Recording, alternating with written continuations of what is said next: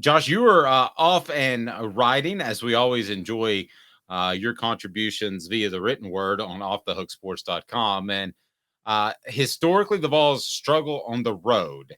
Can Tennessee beat the odds against Missouri? So you illustrated some struggles that I want to go through that Tennessee had on the road. First, let me ask you, was there any common thread, any common theme among those games when you did the research and then you've lived it for the past 3 years?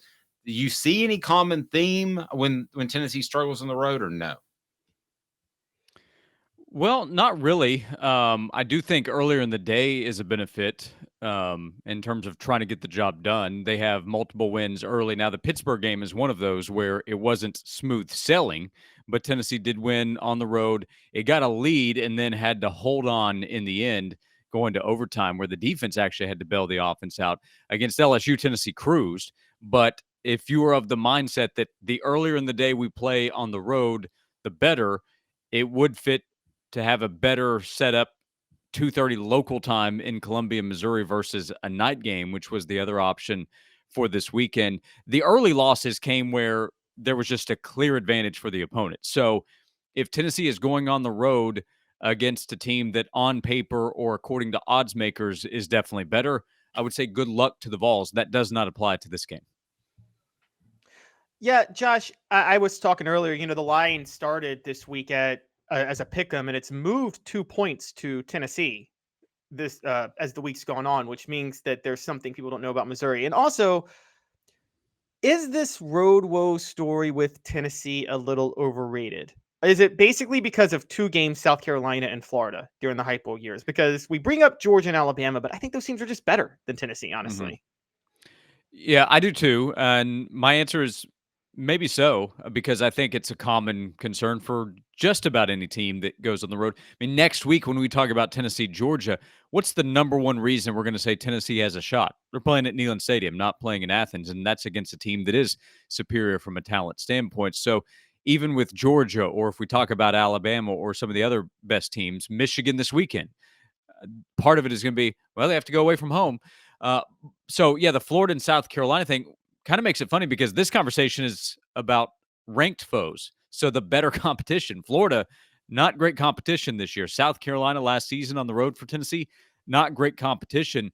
But those are two of the biggest stinkers that Tennessee has had. So, part of that can be overlooking the opponent when you have to go take them on when they're clearly inferior based on how a season plays out. So, can it be played up a little too much?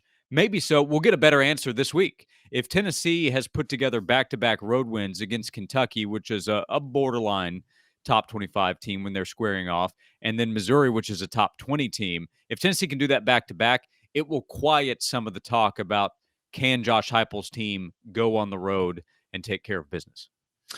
Let me ask you this: Tennessee's best and worst performances on the road. I would think that LSU game last year is probably a pretty easy one to pick for easiest, but maybe as far as worst, to the one that you thought Tennessee was in good shape and didn't show up like they should. That'd be South Carolina, I guess. I guess I just made this really easy for you, right?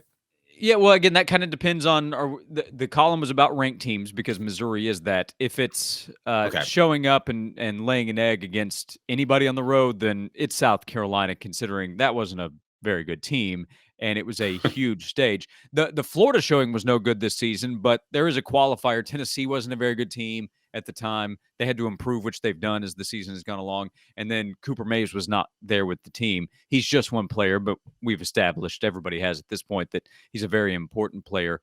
If we were going through these uh, ranked games that Tennessee would be disappointed in the performance, the Pittsburgh game where they won, is one where I don't think anybody looks back at that game fondly. They look back at it as a sigh of relief because think about how special last season was. It's not that if they hadn't pulled that game out in overtime. So, I might go second half against Alabama. The way Tennessee let that game go away after building a 13-point lead in the first half, better team. I do think Alabama's the better team than Tennessee, but the Vols had the advantage with 2 quarters to play and totally collapsed in the third and fourth quarters. Yeah, but Again, even that Alabama game, was that a collapse or Josh, Yeah. pinning that one down? I'm still on I think Alabama was just that much better and turned it on in the second half, honestly. Because Tennessee could not buy 3 yards on the ground against Alabama. The defensive line just manhandled the offensive line in that game. Well, that to me And is the disappointing part because we've seen Tennessee with its offensive line against Texas A&M go out and do everything it wanted to on the ground, and we saw Tennessee against Kentucky, which doesn't have Alabama personnel but has quality players. Tennessee did everything it wanted to in the second half against Alabama. Tennessee couldn't do anything, and players after the game, at least Elijah Herring, admitting, yeah, we kind of thought we had the game won. Yeesh. Alabama was a mentally tougher team in the second half, and there's no argument against that. So is Alabama better? Sure. 14 points better over 2 quarters? Yeah, maybe so, but the difference was greater than that. That's why I think it was so disappointing. Tennessee went in with a 13-point advantage, and even with the drop off from the first half, still should have had a shot to win that game, but that didn't end up happening. So part of that was because of talent, but I think even more of that came from Alabama said, not today. Alabama, this is not a historically great Nick Saban team. This is one of the most mentally tough teams he's had. That was not a half where Tennessee showed that. Aren't Tennessee fans in a great conversation when we talk about the disappointing road game is a second half, as I lose the ability to speak, second half against Alabama. I mean, Yeah. that's on schedule for year 3 if you're rebuilding a program, right? Where your disappointment is not finishing out the Crimson Tide on the road. Yeah, that still speaks to program development for sure because we spent so much time talking about Tennessee having no shot going in against Alabama. That's also why I still think it's a little frustrating, though, because the question going in was how Tennessee would handle the environment. And over the first 2 quarters, Tennessee handled it just fine. Now, was Tennessee's coaching staff as aggressive as they needed to be in the second half as opposed to the first half? They've done a great job coming out, scripting what they're going to do offensively, having a really good game plan. But Nick Saban at halftime, and I do think we can overstate what happens in the middle of the game. Peyton Manning has said that. So you can throw out the Butch Jones quote. Peyton Manning said halftime adjustments are overrated. But a lot of people have said Nick Saban is very good at figuring out what are we not doing right? Where do we need to be better? How do we gain the advantage back? And I think he had the advantage against Tennessee in that game.